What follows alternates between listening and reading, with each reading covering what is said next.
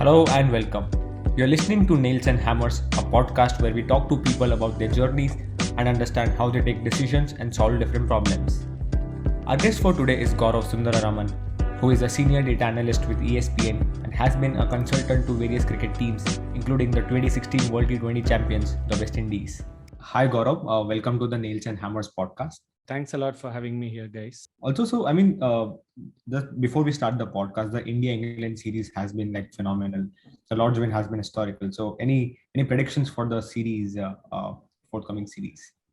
So before the series started, me and a bunch of our friends, we usually predict stuff before each series. So for India, Australia, nobody got it right. Whereas India, England, almost a majority of the people actually predicted Indian series win. So I had gone for the 3-1 India win. It's still on.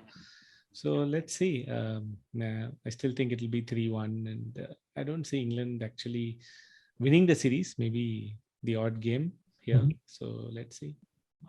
I'll go with 4-0. The way we are playing, I don't see them bouncing back for sure. So let's talk about your journey in terms of how was growing up. Like I think you grew up in Chennai, and I think you did your engineering and then your MBA as well, right? So actually, my first 7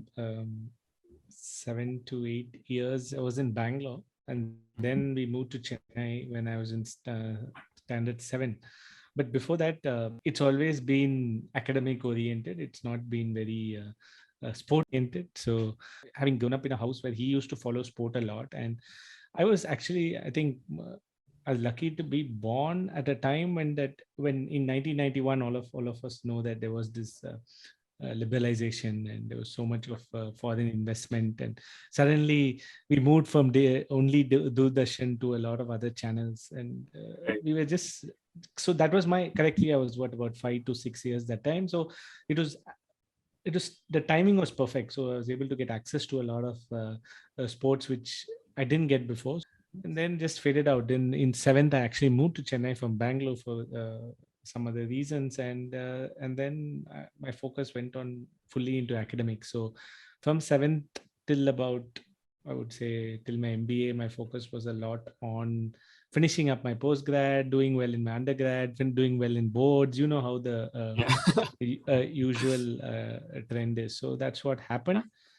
And then, like post your MBA, you worked in the corporate sector for a while. So, was that like a forced decision?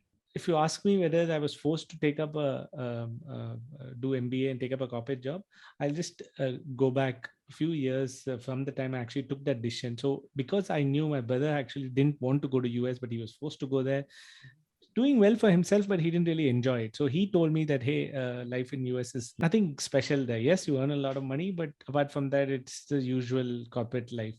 Yeah. And he told me, why don't you come on check it out into just after my undergrad and see the life in US, see if you like it or not. And I was very, very lucky, privileged to my parents had gone there, so I had also made a visit there, and I kind of understood how the US system works, and I kind of ruled that option out.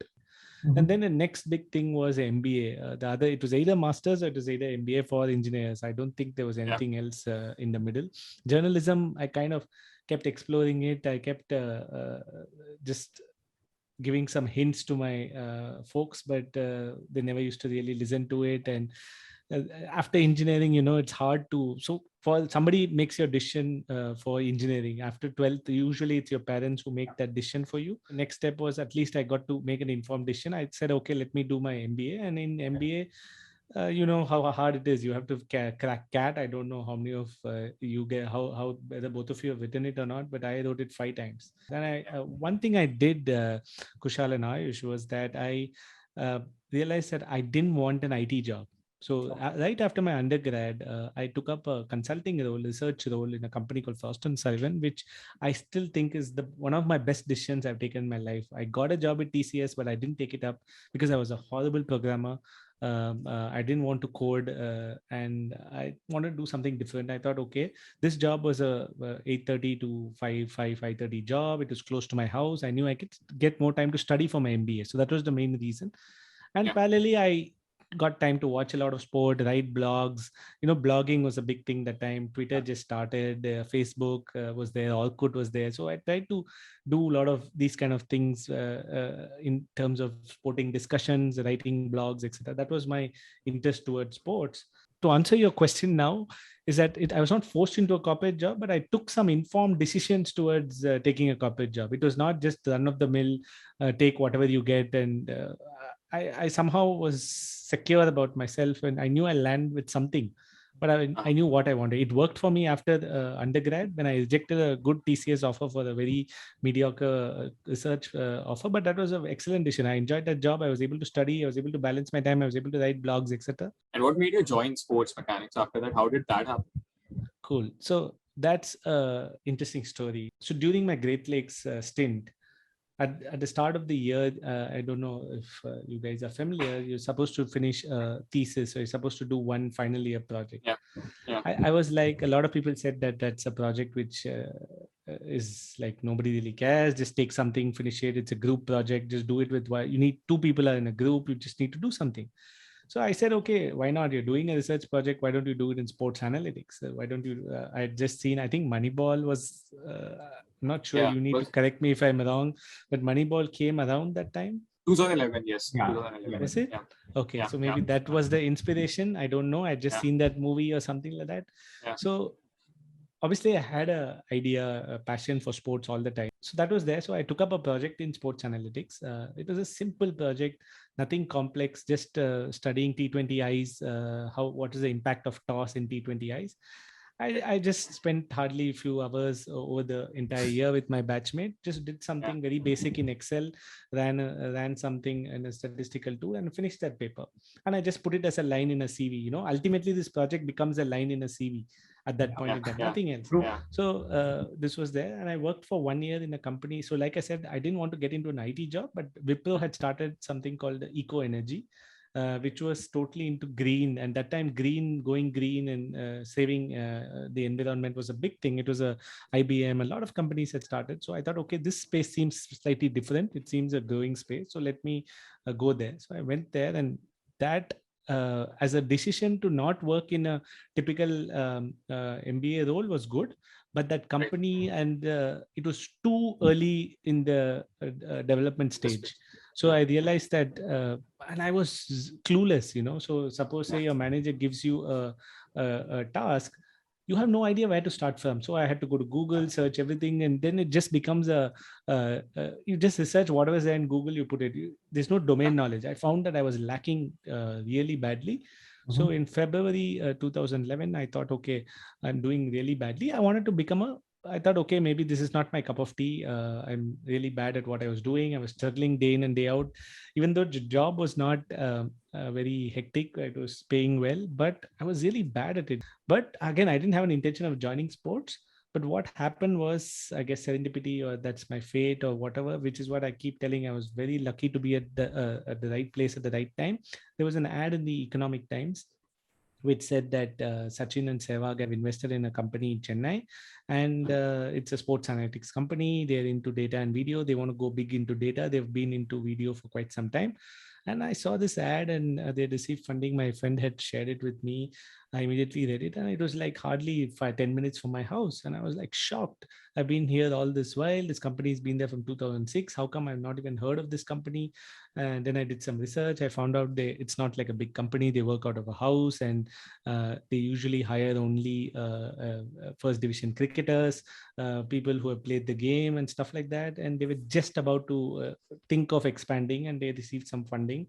So I immediately went to our dear old friend Facebook, went and searched for the CEO's name. I found a mutual friend to the CEO. And then so again, that's lucky, right? I wrote to them immediately in an email stating that I want to know more about this company. I'm interested. It looks exciting. And I was in a bad place in Wipro. So sorry for this long answer, but I thought it will help the listeners to exactly get an idea of what some things have to work for you. It's just not writing a million mails in LinkedIn or Naukri.com. It just doesn't work that way. I was lucky, and I accept that. So I wrote an email, And then the CEO said, why don't you come and meet me? We are also looking to hire. And we met. Then he saw, so when I sent that CV, that now I go back to that Great Lakes project, which I did, he saw that line which said that I had done a T20 analytics research project. So he said, look, you've done a project in T20 analytics, and that's exactly where we want to go. We've been doing only video analysis. We want to get into data and video. So we need someone to head the data analytics team. And you have a good analytical background, you know your cricket, you have your MBA. So I think you can lead a team and you can do this. So I came back home, and again, this is a time is very important because you need support. You need to be in good place financially. I had to take a 200% pay cut after my MBA. That was a huge pay cut. But again, because it was in my hometown, it was in Chennai, I was living at home, and I was actually about to, it was about 2 weeks before my engagement. So my wife was also working. So after doing the math, I did my best and worst case. I thought I can survive with my whatever little savings I had in 1 year for at least 1 year, having the same lifestyle. I did that math and I took a decision that, hey, let me try this for 1 year. Let's see how this goes. You hate your current job anyway. So I went, it was a house, and there was no major interview as such. They just asked me, they tested these things, passion, loyalty. Because I was from Chennai, they don't have to pay me a high salary. So it also worked in the company's favor. And and I landed at a job. It's not a corporate office and all. It was in a house, in a simple house with 2 floors, and they were serving the Indian team. So what did you do there? Right? I mean, like I'm assuming you worked on a couple of interesting projects, right? Champions League was one. Not couple. So trust me, that's that. Those 4 years of my life were like amazing till date. I would say that shaped my career. Those are, even though it was a startup, it was working from a house. The money was not great. The people over there are all mostly. I was possibly the only guy with maybe the 2-3 guys, only guys with engineering and an MBA background. Because not many will accept this, right? With such a big pay cut and stuff. So, so the kind of people I had to lead was not very straightforward, but the kind of work experience I got there, I don't think it can match any kind of work I've done in my life, because it was just watching cricket for the living, at the same time doing analysis. We had a lot of clients. We had a lot of IPL teams as clients. We had an Indian team as a client. How it works is we had an analyst who used to travel with the team, and a lot of information needs to be supplied, right? All the strategies, tactics, using data and video. And all these days they were using only video. So we had to put a plan to start using data as well. So the whole idea was to work with a bunch of video analyst guys and a couple of data analysts, and to put up a nice plans for various opposition batters. And like I said, I was leading a team, so we used to keep servicing the analysts. So analysts will keep asking, at the end of a day's play, they'll want something for the next day, they'll want plans. So it was a 24/7 job, and it was even though it was startup, it was like almost I was working 7 days a week, and not one day I felt that, hey, what am I doing? No Monday morning blues. I used to get up and I was so excited any time of the day, because you're trying to make plans to dismiss guys like David Warner, you're making plans to dismiss Alistair Cook. And even if one plan works, the kick you get is pretty crazy. So and used to work with them. They used to give us inputs, what the coach said, and it used to improve. And especially IPL was also growing that time in terms of analysis. It was not as big as what it is now. So I was happy to be part of that and try to make people understand the importance of that. I was also exposed to a lot of other roles within the company. It's a small company with 40-50 people, great place to work for. And you get to learn like crazy. I used to work directly with the CEO. I used to go for presentations. I used to do business development. I used to work on building products. I used to work with the IT team, purely because not many people have the skill sets there. Most people are ex-cricketers who have like kind of played the game. So they don't have, unfortunately, the kind of engineering and analytical and MBA background. So I was able to deal with people. So the learning I had, guys, in those 4-5 years is unmatchable. Trust me, I don't know if I should be saying this, but the first 4 years, so what started as a 1 year risk ended up being a 3.5-4 year risk. For people listening, it's not like you get even the company does not get paid every time in time. So automatically salaries get delayed. People are not willing to pay for the value for an analyst. People were not willing to pay for technology. People were not willing to pay for services. So naturally, you end up the business is very slow. The growth is very slow. So you had to have a lot of patience. And then suddenly, after 3-4 years, my growth was exponential. So that's what I tell a lot of students.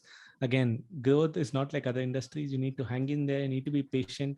I know a lot of people who came in and left within 1 year because of various challenges. Yes, unfortunately, financial challenges, or even they just don't have the patience. So like one key takeaway is that like for short-term salary pains is totally worth it for doing something that you love. Yeah, absolutely. But provided you have a good plan, like that's what I say. A lot of people, you need to have a worst case plan as well. I'm slightly safe, even though what I've taken is a risky decision, but I'm kind of safe because I had that backup. So what I was able to manage. And then after some point in time, I thought, okay, let's sacrifice the monetary part. Everything else is good enough. So yeah. And it seems like you had a lot of fun at Sports Mechanics. But then what made you join ESPN and what do you do here at ESPN now? Yeah, my entire Caribbean World Cup journey happened in Sports Mechanics, right? So those experiences are very hard to match. I used to tell myself that, hey, how can I ever leave this job? It was so good. Every day is amazing. Till the last day, it was amazing, no doubt about it. Once you've kind of established yourself, you need to start thinking about money. You'll be lying to yourself if you feel that you don't need money at all. At some point, you worked hard for 4 years, and then at some point, monetarily, you may think that, hey, there is a chance that you can grow. And also the brand, right? As in, not many people knew who Gaurav was at that point in time. Even though I was doing quite a lot of work for the really big teams and clients and stuff, because it was completely a role at the back end. So nobody even knew who I was. So I felt that was kind of a... that was, I would say, not allowing me to grow at the speed at which I would want to grow in the sports industry. Having taken the first mover advantage, you need to leverage that. So I wanted to move to a bigger brand, and trust me, ESPN Cricinfo, it's not something that I have not. It's my dream job, way before Sports Mechanics. And after I have 2 mails. One after undergrad in 2007, which I applied to ESPN Cricinfo as a UG guy, saying I've written some personal blog, I'm a sports fan, and nobody bothered to respond. Then again, I applied in 2011 after my MBA, again saying that, hey, I finished my MBA 3 years, I can do multiple roles, I can be a product manager, I can do this, I can do that. I still had those mails which to editor Mr. Sambit Bal, which again, I didn't get any response. So maybe it was always there that I had, that was like a dream job. And if you're working in cricket, you need to work here just to feel that culture and feel that company. And again, that was a very, very good decision. Again, funny way that I managed to get this job. One was obviously I had actually pitched to the company to see if they were willing to start an analytics wing, because ESPN being such a big thing, I had analytics experience. I thought, why can't ESPN consult teams? So that was how I pitched. I actually pitched a role, and I landed up at a different role because they said that I don't think it, because being a media organization, it's hard, that could become a conflict. So so they said it's not possible, but if you want, we can use your expertise in the data and stats team. So that happened then. And then I also won. I came third. I didn't win. I came third in their quiz, Crick IQ. They conducted a quiz competition. I came third. Again, the editor, Mr. Sambit, was the chief guest. So I think he got validated that, hey, this guy knows some cricket and stuff. And immediately, maybe two months later, I got the job, and I had to quit mechanics. It was a hard decision because there was nothing wrong with the job at all. It was more like a monetarily and building my own brand stuff, which was important to survive in sport. And then the last 5 years I've been here. I help the stats team. It's a small team of 4 people. Let's slightly get deeper into like how the whole decision-making side of things work for you, right? So you have been a fan all throughout your life, right? And now I think for the last few years you have been a cricket analyst, right? How differently do you observe a game from these 2 lenses, as a fan versus as an analyst? So one of the things I was advised when I joined, even my CEO, ex-CEO, told me that once you join here, you'll forget being a fan. You'll start looking at it, looking at the match in a different lens, and it's happened to a lot Right. of people. So again, I was conscious about that. You know, so if I have to, I don't think I've lost the fan element, but definitely the curiosity has increased in terms of why something happened. So that really helps in my job. So I don't think that I've stopped supporting whoever I support, or I stopped getting excited, or I stopped getting nervous. All that still remains the same. It just I make sure that those things, I've not lost those things. Even in crunch moments, I don't go look about for analysis. But say, like I told you, right, it goes back to that visual memory point. I feel that till that is there, that's my strength. So if somebody gets out, say I've seen say Johnny Basto gets bowled, I'm able to immediately remember a similar dismissal sometime back in some other match, and then I go back and try to go and validate whether there's a weakness there. How did he get out? Why did he get out like this? Or if I see a innovative field placement, if my memory automatically goes back to that similar field, I'm able to jog my memory and figure out that, hey, this is a plan. Right. So Right. so I wouldn't say that I lost the art of watching as a fan. I completely watch still as a fan. But in terms of curiosity, and that obviously has increased, which I guess normal fans may not have.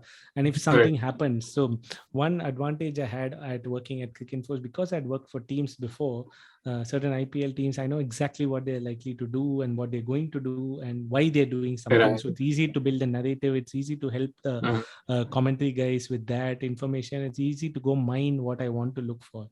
Makes sense. I mean, it's, I think mining data and digging deep requires some sort of a personality trait, maybe a quizzer trait where you like dive deep and then connect patterns and some sort of thing. Actually, yeah, you're kind of spot on. I think the curiosity. A lot of people think that you need to be good in numbers, you need to be good in math, you need to have an idea of programming and stuff. Trust me, I don't have all those. It's about domain knowledge. It's about watching a lot of sport. A lot of youngsters, I tell that again, that every day morning I spend about 15-20 minutes in various apps just to see scores, what's happening, who won which league, even be it NBA, be it NFL, be it MLB, be it American sports or whatever, tennis, even the ATP Masters stuff. I may not watch everything, but I make sure I follow, read up, and see, be up to date. There is a common trait, common phrase, right? This is how you set up a batsman, right? Specifically in test, we kind of hear it all the time, right? Just wanted to understand, as a spectator, how can I observe a setup?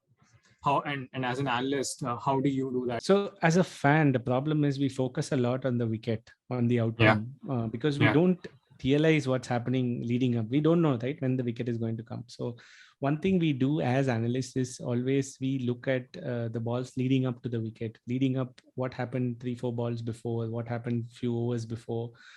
So that is something you need to observe. So when you see an over, there's a good chance that there'll be 4 well lefts, and then the 5th ball will be out. And then only when they show the replay, you as a fan, maybe you see, oh, this was a setup before the outswingers followed by an in swinger. So while watching it, I sometimes tell in my mind, I try to predict that this is what he's going to do.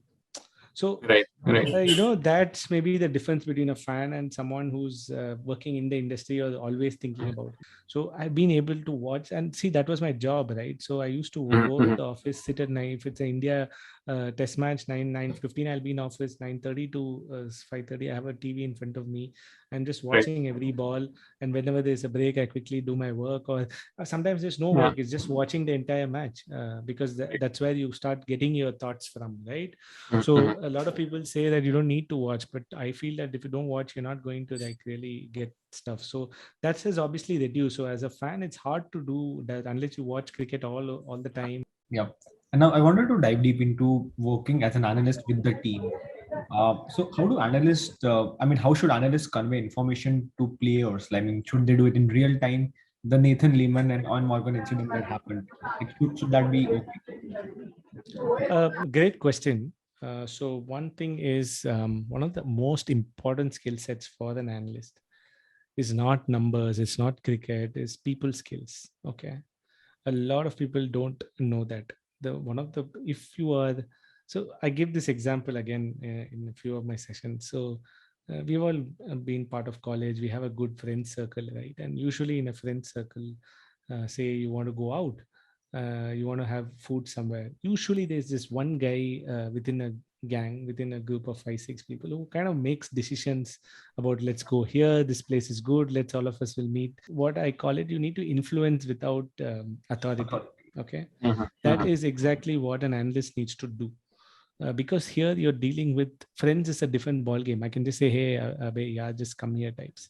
But there you're dealing with high ego individuals. You're dealing with high performers. These guys have done this day in and day out. So how can you convince someone when you have not even played the game? How can you convince someone that you have a point, which is why you don't shove as much of information as possible. So you need to be 100% sure about not the outcome, but what analysis you've done, whether it's right or wrong.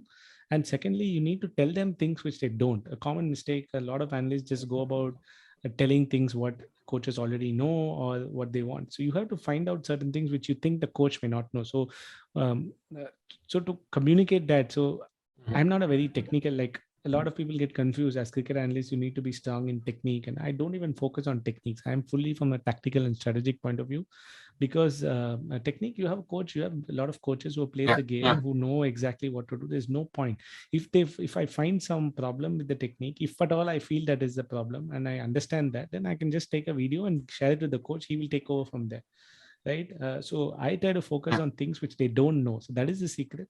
So when you communicate with players, and again, each player is different. You might like it. You might have patience to sit and watch a presentation. So let me give you again an example. My first ever team meeting was a Champions League match between Barbados Titans and Kings 11 Punjab in 2014. And the coach was Desmond Haynes. And like I've grown up watching Desmond Haynes, and not watching, more than watching, I've heard a lot about him, and I watched a lot of his old videos, and I know how great he is and stuff. So I thought he's old school and he wants to understand all this. And I put up a plan to first explain to him what data is and all. And the first thing I did, and I met him, and he said like, hey, he seemed to like be on top of his game in terms of analytics and stuff. He was like, hey man, this is very important for the players. I know that a lot of players don't use this, but it's very important that we share the knowledge. We have hired you because of your local knowledge and stuff. And he said, we just went for practice and we came back, and he introduced everybody. He said, look, I want you to do the team meeting because you know how to, you know about data, and I want you to share this knowledge about data and video analysis to them. A lot of people don't know. So I think he maybe thought that I'll come up with some videos and stuff where I focus on technique, but my presentation was very tactical in nature. The first thing I told them was how the boundaries in Mohali, you need to target straight because the side boundaries are very long.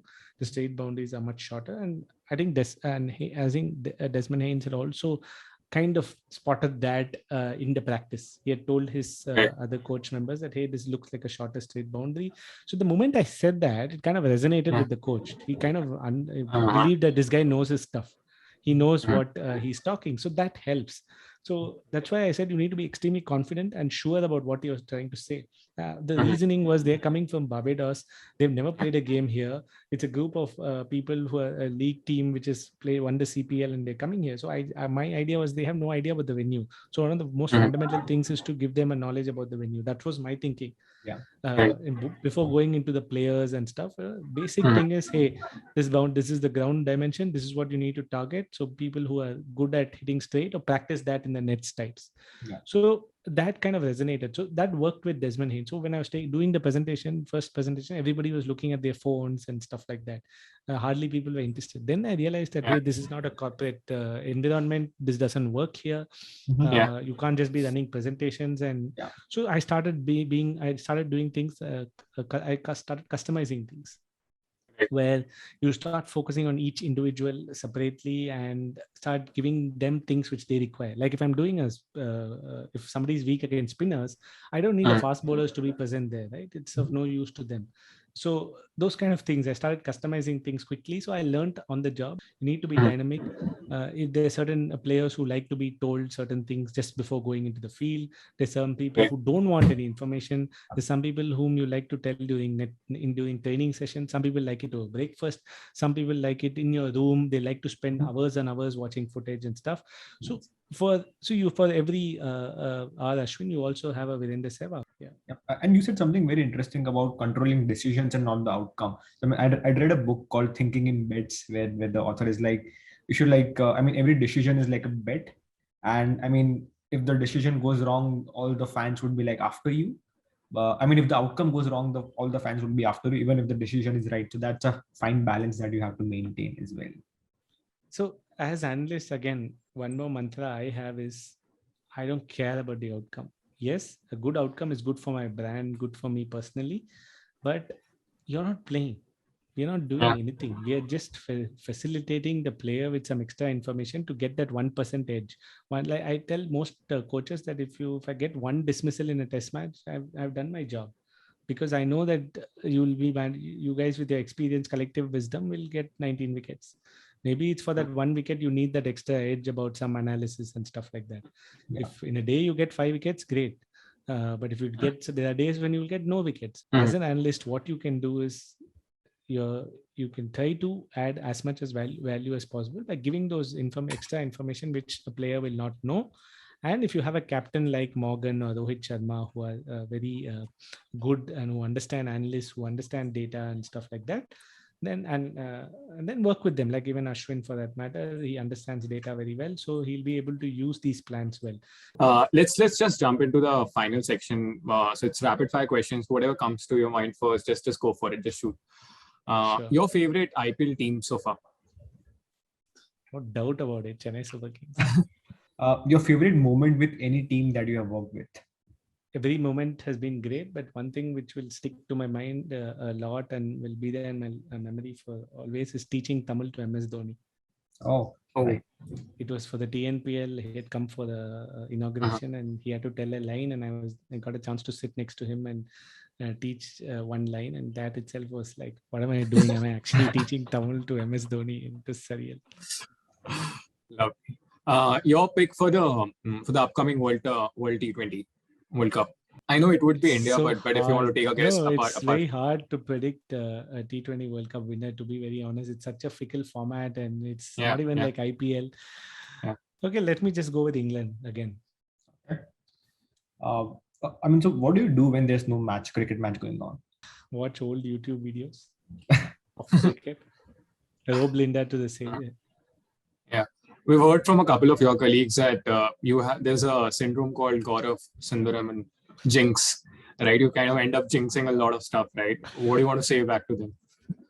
I think that requires a thesis. I think somebody has to write a paper on jinxing in sport, because it's not only me. There are a lot of people who do it, and it kind of works. Yeah. And in this industry, it just works. In cricket, it works more because my job is to give stats before my milestone happens. I can't help it if they get out at that point in time. So it just so happens that I give a stat and they get out, and that milestone, that record doesn't happen. Yeah. So I would say it's a coincidence. It's a problem with the job. And then lastly, how do you see yourself evolving over the next 5 to 10 years? Good. I've actually thought about it quite a lot. I want to be someone who can kind of build the sports ecosystem.